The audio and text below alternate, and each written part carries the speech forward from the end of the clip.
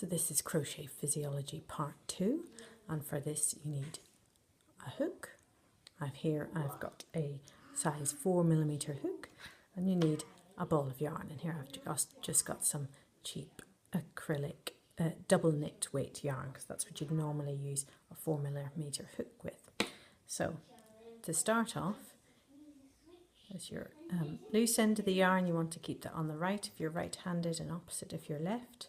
Hold the yarn like I showed you and make either a slip stitch, or I'll show you an alternative. So a slip stitch, you make an incomplete stitch, so just a loop like that. Not working for me today. And then you pull it tight over the hook, and you're left with a loop that you can increase the size of or decrease just by pulling the yarn at the bottom. So what you're looking for is a loop on the hook with a little bit of area that you can see through underneath, because as you pick up stitches you pull the hook through with the hook facing downwards, and that makes it very easy for it to slip in and out through the hook, through the loop rather.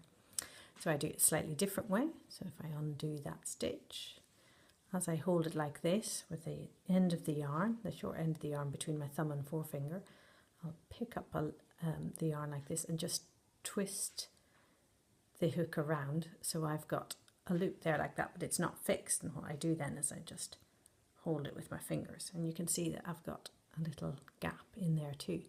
So what I do next is pick up a loop and pull it through that first loop there, slightly tight, there, like that. And that's all you do. That's your first chain stitch. And so to keep going with the chain, you do that again. So you pick up a loop of yarn and pull it through that loop. And you can make that loop here as big as you want. And if you make it too big, you just pull back on this end again. Obviously not too far, you'll rip it back. And so to make a chain, you just keep going, pulling that through, pick up the yarn, pull it through, pick up the yarn, pull it through. Then I just move my finger up, pick up the yarn, pull it through. The more you practice this, the quicker you can get doing it.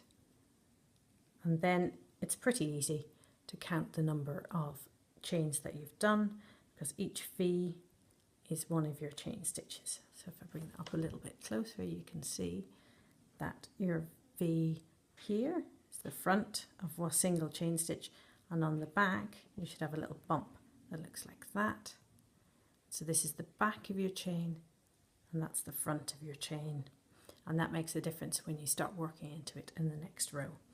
If you don't like it, you've got it all wrong, you just rip it back like that. It's very simple to do, and that's it.